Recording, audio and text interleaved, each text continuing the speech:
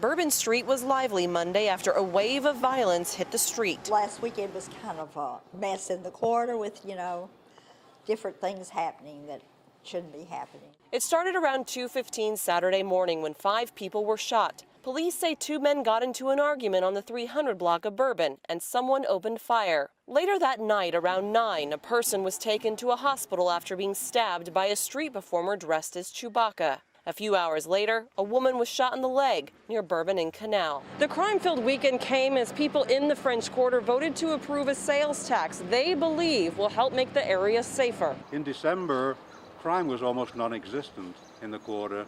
Now with tourism rebounding, the crime starting coming back again.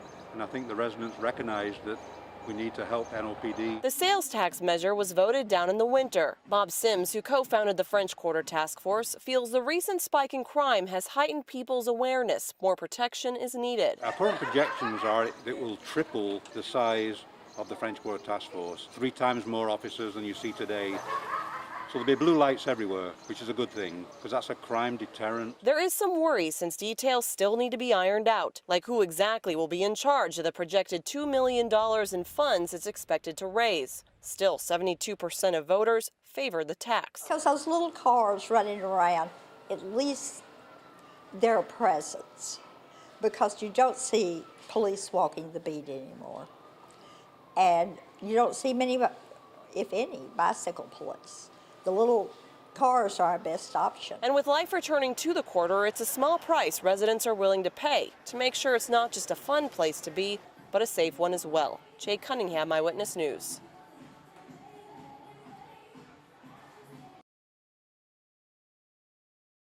I've been doing hair for about 14 years. Tiffany Calix was a hairstylist by trade. That is until 2.5 years ago. After my 3rd child, I started having the postpartum hair loss, right? So it never stopped. You see, that's when her own challenges inspired her to help others. When I got into this business, I didn't know how much hair loss actually affected people. I just knew how I felt about it. She now makes wigs specifically for women who've lost hair because of medical reasons. Whatever hair loss you're going through, you're not alone. So many people go through it, so many women go through it, and it's actually very normal, but it's not normalized, which is what we're trying to do. But she wanted to do more, mainly for kids struggling with their own medical battles. I said that I'm going to start doing wigs for free for kids, and the reason for that is because I get emails all the time about, my child's going through alopecia right now, we just found out, or my child's going through cancer right now. And, we all have like a soft spot for children, especially when they're going through something like that. Made with real hair, the wigs are lightweight and natural looking. Once on, what do you think, Mom? The moment is life-changing for everyone. Children that are going through medical things like this, it just triggers you, and whenever I put the wig on them and their jaw drops because of how natural it looks, it just makes your heart feel a certain way. And shows Calix her work with children has just begun, bringing joy and confidence back one wig at a time. Jay Cunningham, Eyewitness News.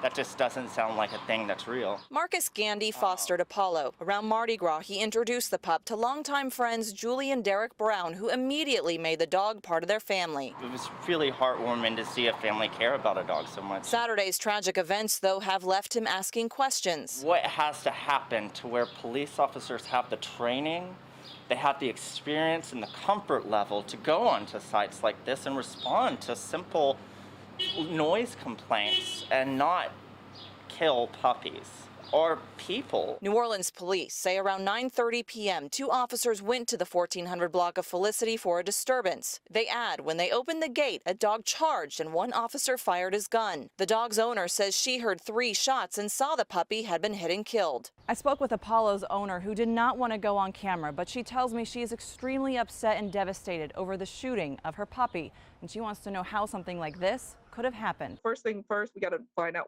what are all the facts.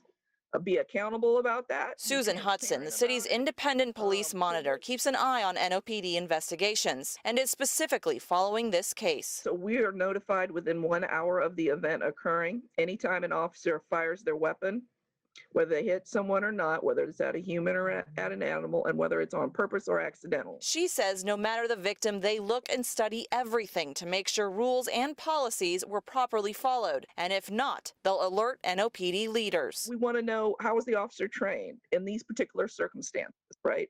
What are they trained to do? And did both officers follow their training? And as these questions are found, Why was his first reaction to pull out his gun and shoot it? those close to the situation are demanding answers so something like this doesn't happen again. Jake Cunningham, Eyewitness News.